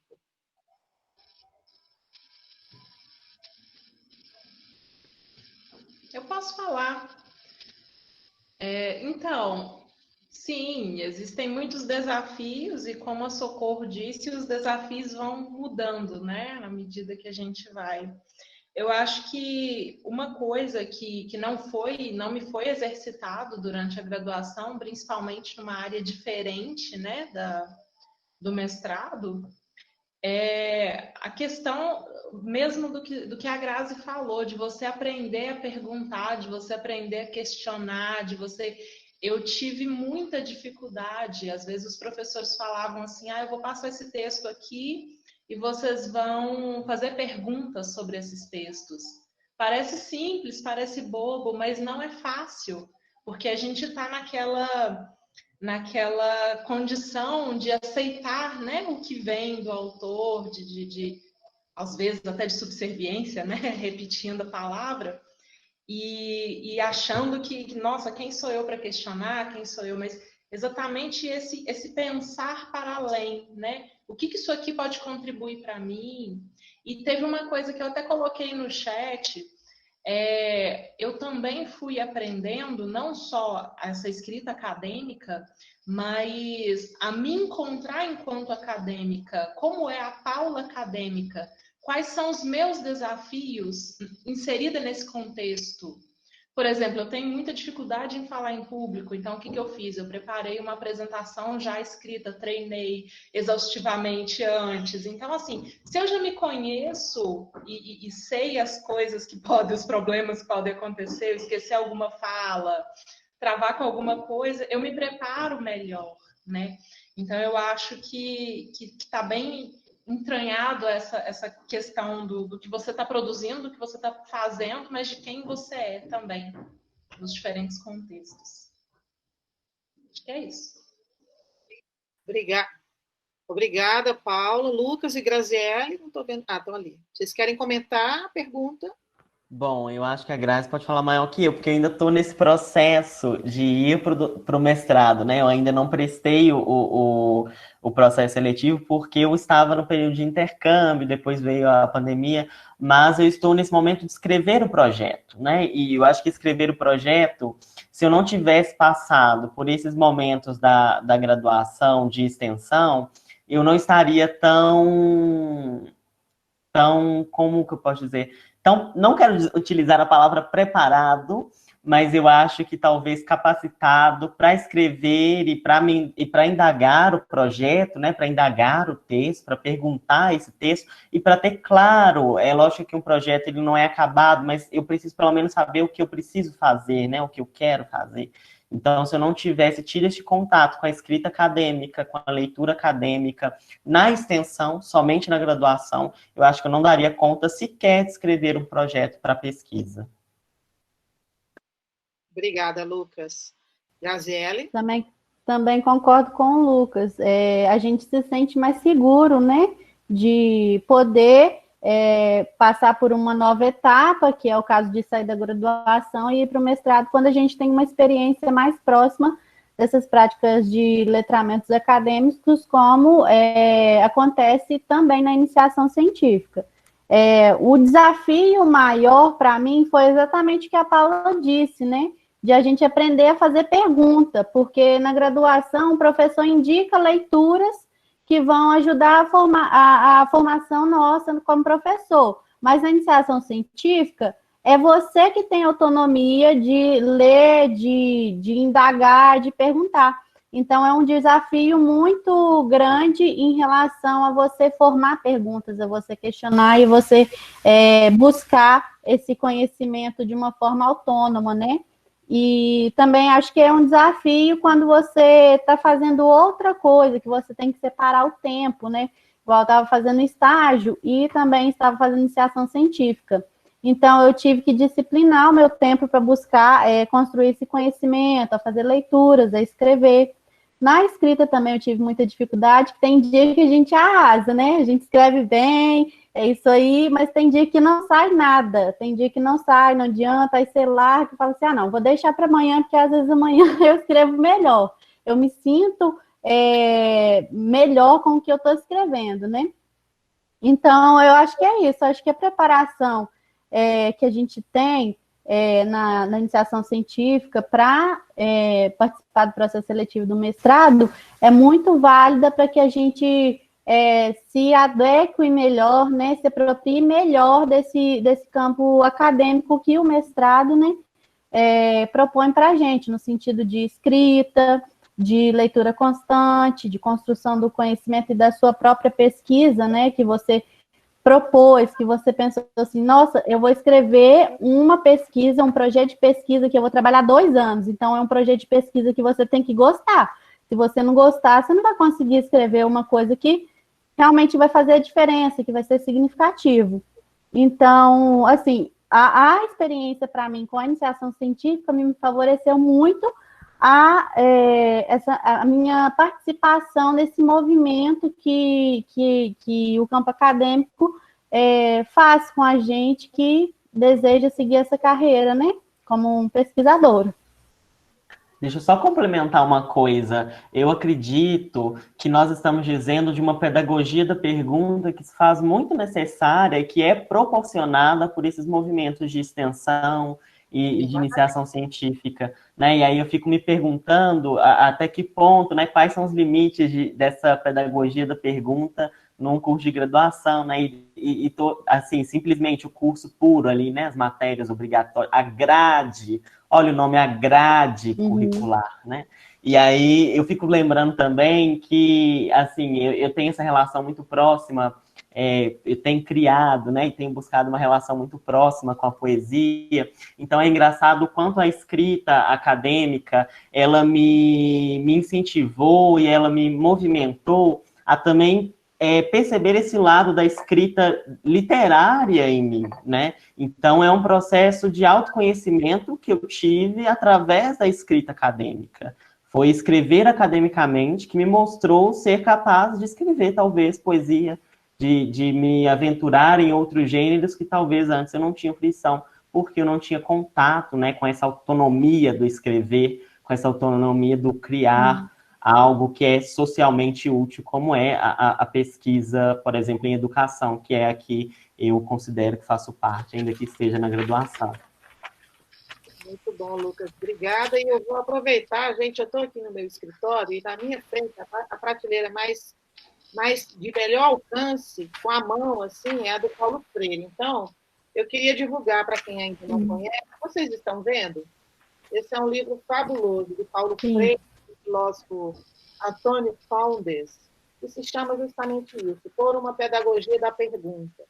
Esse livro tem sido cada vez mais me chamado a atenção, porque não é um livro que circula muito em termos de referências a ele, né, quando se fala de Paulo Freire, mas eu estou com uma aluna de mestrado que está terminando a dissertação dela, a Krishna, eu não sei se ela está hoje aqui nessa mesa, não a vi, mas a Krishna está fazendo toda a dissertação dela, tendo como referência Por uma Pedagogia da Pergunta, do Paulo Freire.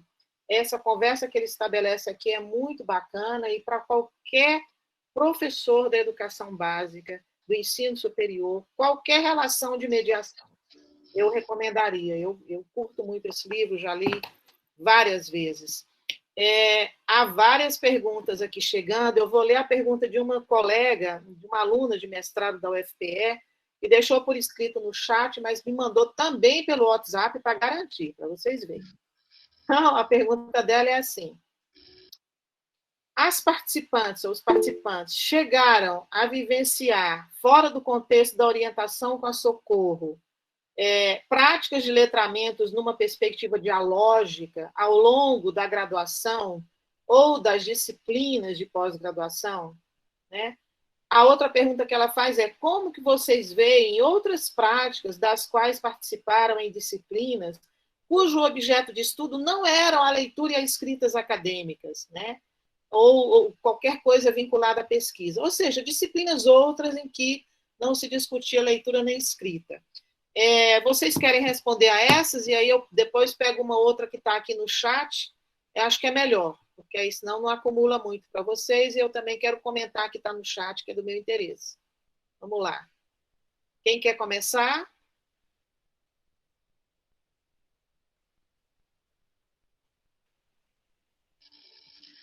Olha, eu senti falta de experiências assim, né? Mais dialógicas, que fossem mais integrativas e que contribuíssem mesmo.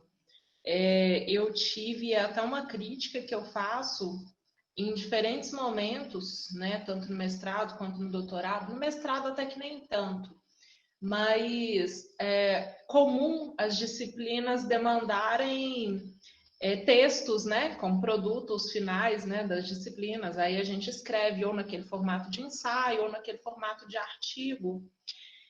Mas fica só naquela entrega, né? Você entrega para o professor e sai a sua nota, né? Às vezes vem um feedback, às vezes não vem, né?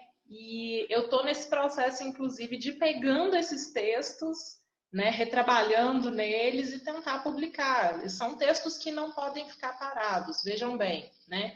Eu chego no doutorado com dados do meu mestrado ainda sem analisar, porque os dados que a gente coleta são tamanhos, né? E no mestrado a gente, tanto no mestrado como no doutorado, a gente define um foco e explora aquilo ali, faz a dissertação, a tese. Então, muita coisa fica sem analisar. E eu fui aproveitando isso nas disciplinas, mas eu fiz, esse processo foi um pouco meu mesmo, um esforço um pouco solitário. Então, eu senti falta dessa tentativa de integração com outros professores, talvez, né, poderia fazer redes, enfim, né? Seria melhor, eu acho.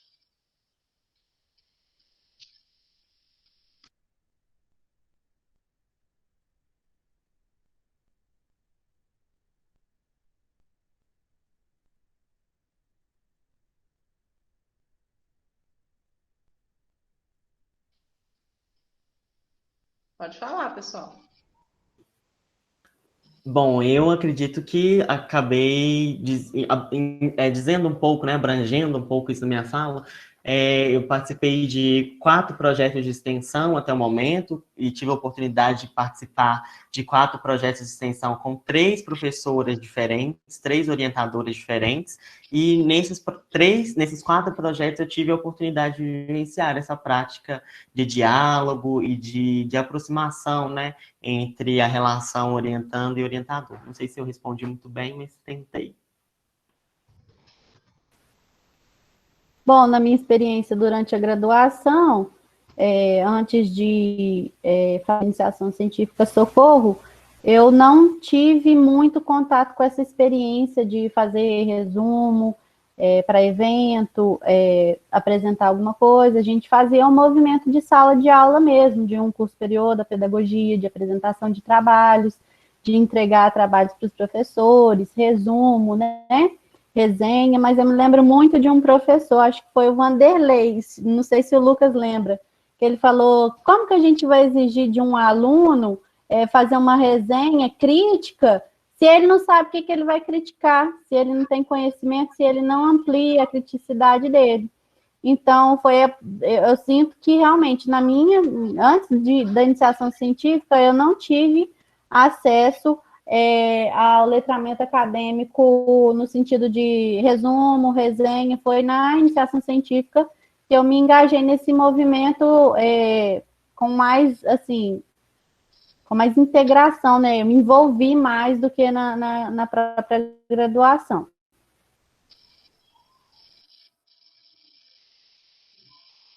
Vocês viram que caiu a minha net aqui, eu voltei, né? Mas eu voltei, Graziele estava falando. Lucas, você já falou? Já, né? Tá. Então, bom, aí eu lembro da pergunta que estava no chat, porque o que aconteceu é que o chat reiniciou. Aliás, ele não reiniciou, criou um novo. Mas eu lembro que era uma pergunta relativa e aí, se a pessoa tiver aí e quiser colocar, relativa como é que fica o envolvimento, né, a subjetividade que a gente está vendo ser colocada aqui hoje na questão do trabalho acadêmico, e as da Isabela eu já comentei, exatamente. Como é que fica a subjetividade na escrita acadêmica, numa escrita que muitas vezes pode ser engessada por aquela exigência de se falar no impessoal, né, na forma impessoal. Então, eu queria ouvir o Lucas, a Paula e a Graziela, e eu também queria comentar sobre isso, mas eu primeiro quero ouvi-los, né, para que eu não fique monopolizando nada. Quem quer comentar? Então, a pergunta que fala no texto acadêmico, a pergunta é sobre isso, e essa é uma questão importantíssima. Fala, Lucas. É lógico que existe um movimento que também foi aprendido, né? Eu tenho aprendido de distanciamento, no sentido de que é preciso ter uma ética na construção de um texto acadêmico e talvez uma vivência desse texto diferente do que eu tenho, por exemplo, com a literatura, né?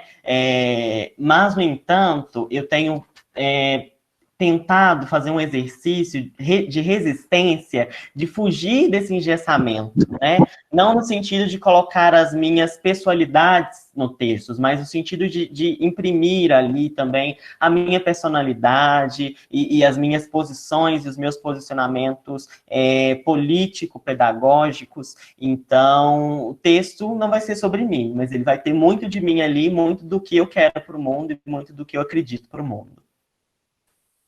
Também concordo com o Lucas, esse movimento que ele faz, eu estou tentando fazer, né? E, assim, quando a gente tem um orientador que não fala assim, tá errado o que você escreveu, a gente flui mais, a gente consegue escrever melhor, porque a gente não tem nenhuma barreira que impeça da gente colocar o jeito nosso de escrever, o jeito nosso de dizer, a maneira como queremos construir esse conhecimento. Então,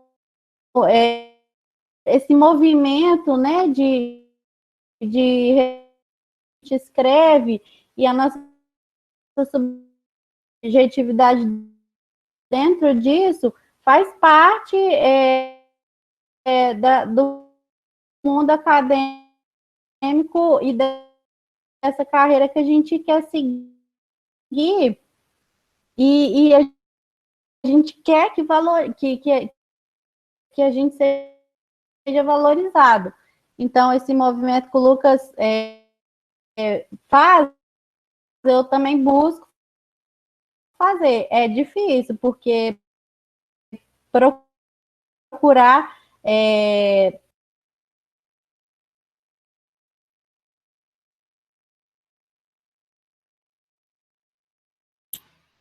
Acho que o som da Graziele deu algum problema lá na internet dela. Paula, você quer ir comentando enquanto a Grazi volta?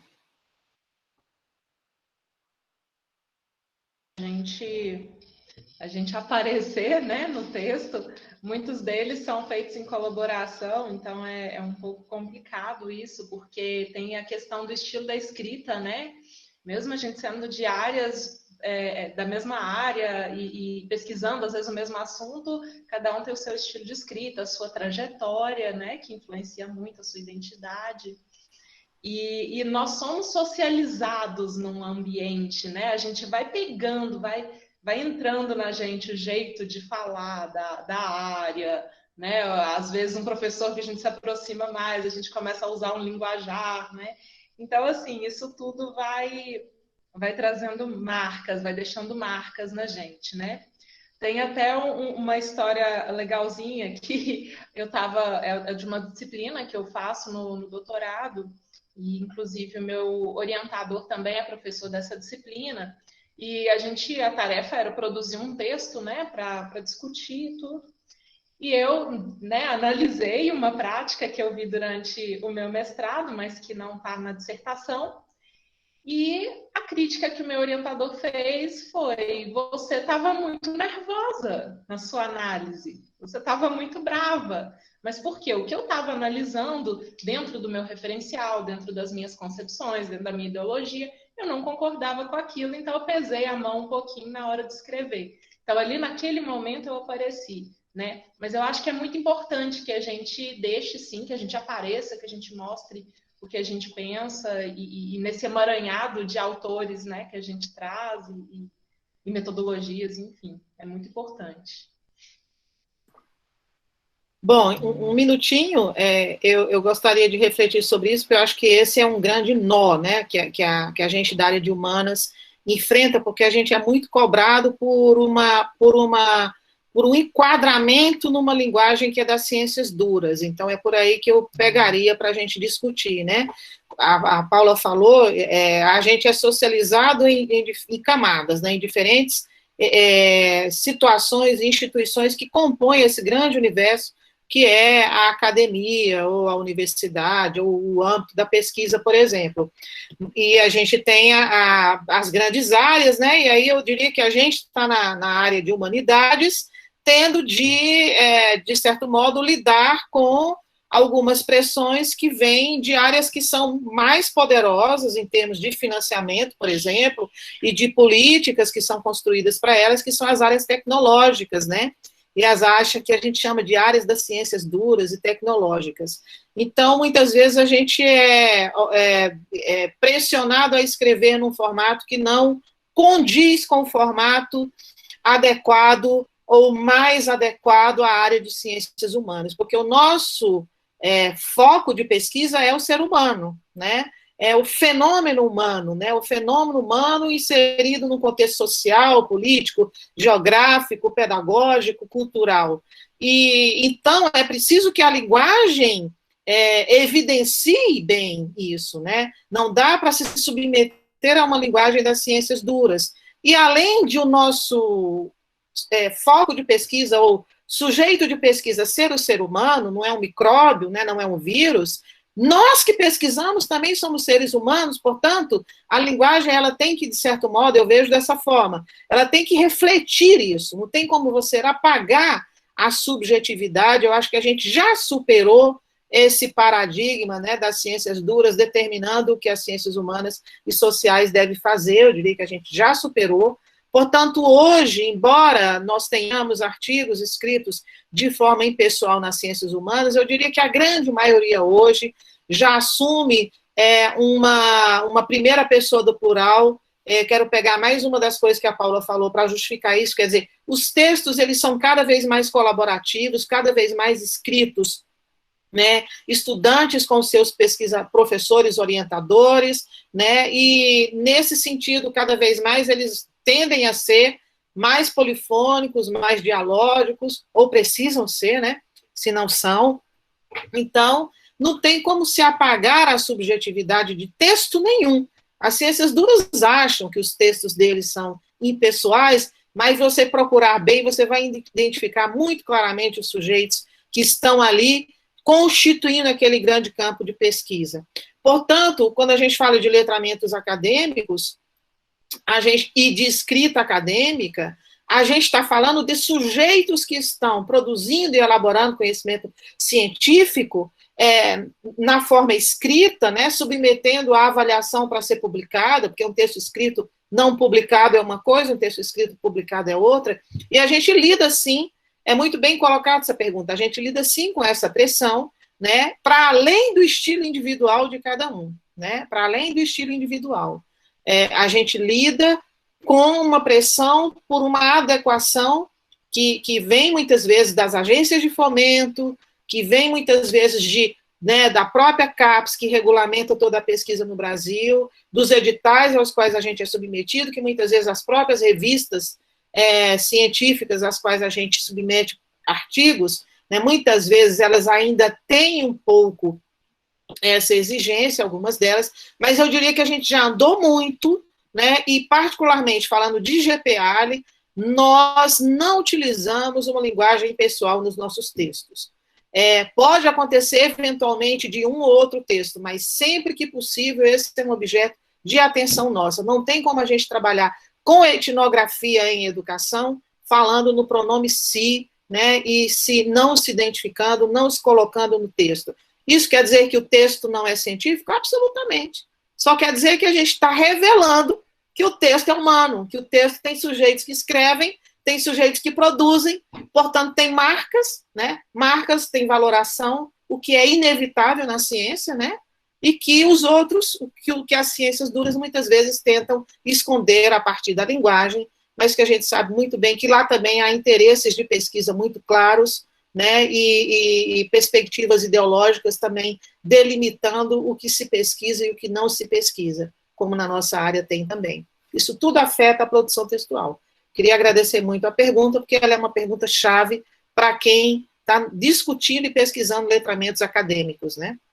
A pessoa que fala no texto escrito. Quem é a pessoa que fala nos textos escritos nas áreas de humanas? Nós temos que estar atentos. Quem é que está falando? Estamos querendo nos esconder ou estamos falando de uma forma explícita e assumindo que nós temos uma subjetividade, somos atravessados, as nossas pesquisas são atravessadas porque é incontrolável, né, e porque a pesquisa não deixa de ser pesquisa por ter um nível de subjetividade presente, o que é inerente, né? Aquilo que é inerente não tem como você tentar excluir, mesmo quando a gente trabalha com pesquisas quantitativas, ali também estamos nós todos, beleza? Tem mais perguntas? Eu acabei falando muito, mas vamos para uma última pergunta que está aqui, deixa eu ver. Professor Socorro. Sim, fala. Eu acho que o seu chat, quando ele reiniciou, perdeu uma pergunta que eu queria responder, e eu vou responder rapidinho, da minha amiga Rosimar Americano, queria até mandar um beijo para ela, tá no meu coração. Ela perguntou sobre a extensão, assim, como vocês veem a diferença entre a extensão e a profissão docente? Vocês acham que é possível comparar o trabalho? Eu responderia que depende. Depende da extensão, depende do projeto, depende do orientador, depende das condições que são colocadas para você ali enquanto bolsista e também enquanto participante ou enquanto voluntário, né? É um trabalho, né? Eu, por exemplo, dou aula todos os dias, antes da pandemia, para pessoas idosas. É um projeto que eu amo, assim, com a professora Mônica Todari, é um projeto que eu amo fazer, mas vai dizer que isso não é um trabalho docente, dar aula todos os dias, né? E é algo que eu faço com muito amor, mas é um trabalho docente também, eu estou aprendendo sobre a docência ali. Então, acho que depende muito do projeto. Isso mesmo, Lucas, ótimo você ter recuperado a pergunta da Rose, que deve estar por aí. Bom, eu não estou anotando Eu não estou vendo mais nenhuma pergunta nova, né, no chat, e a gente já são 21 horas. Eu queria perguntar se tem alguém ainda com mais uma pergunta, para a gente caminhar já para a finalização da nossa mesa. Tem alguém que quer se pronunciar no microfone ou pelo chat? Bom, não estou observando, mas, bom, tivemos uma noite, então, que eu considero, pelo menos para mim, foi muito boa em termos de reflexão, de ouvir meus próprios alunos, né, de ouvir as pessoas com as quais eu trabalho, porque é diferente de falar dentro do grupo, nas nossas reuniões do grupo, uma fala que eles construíram de forma absolutamente autônoma. Eu não tomei conhecimento de nenhuma letra do que foi falado aqui hoje, o que me deixa ainda mais feliz, porque mostra que a formação está acontecendo, né, como deve estar acontecendo em todas as outras universidades públicas desse país, que tem feito um trabalho diferenciado em prol do desenvolvimento desse país. Não há desenvolvimento de um país sem universidade pública, autônoma, democrática e com financiamento público, né? Os países que avançaram no mundo foram aqueles que preservaram a universidade, que investiram nela, que investiram nos seus pesquisadores, e essa nossa mesa também tem esse objetivo de ter uma marca, de um posicionamento político em prol da formação que a gente oferece na universidade pública, gratuita, gente, isso não é coisa que existe no mundo todo, não, né? E a gente tem que preservar e lutar cada vez mais por essa universidade que tem sido frontalmente atacada nesses últimos anos, e que a gente precisa, de fato, tomar como uma bandeira de luta, nós que somos frutos dessa universidade, e que essa universidade está mostrando aí no trabalho que está sendo feito na pandemia, é ela que está fazendo a diferença na produção científica do enfrentamento da pandemia, apesar do negacionismo que a gente vê no Palácio do Planalto e na elite desse país. Portanto, eu agradeço mais uma vez a todos vocês que ficaram até esse momento. Impressionada, ainda tem 111 pessoas, colegas de universidades que estão aqui, com certeza professores da educação básica, todos eles. Para mim foi um motivo de grande alegria ter aqui alunos da graduação, do mestrado e do doutorado, podendo colocar suas experiências e trabalhar com a gente num diálogo horizontal, um diálogo em que eles podem se colocar abertamente, né, sobre o que pensam, evidenciando, mais uma vez, o valor da universidade pública e a formação de alta qualidade que a gente vem oferecendo nesse país, a universidade, e que a gente precisa batalhar por elas. Portanto, eu peço a todos os que estão aqui, que ainda que não estejam diretamente dentro da universidade, lutem pela universidade pública desse país. É um bem precioso, é um patrimônio público do brasileiro fundamental, né, que a gente precisa cada vez mais lutar por ele, porque é com a universidade que a gente vai chegar a um desenvolvimento desse país numa outra escala, que não na escala da desigualdade social que a gente está vendo assolar o nosso país cada vez mais. Muito obrigada a todos, fiquem atentos às próximas mesas, serão debates também nesse nível, muito interessantes, com pessoas que são convidadas e que estarão conosco para trazer as suas experiências em todos os sentidos.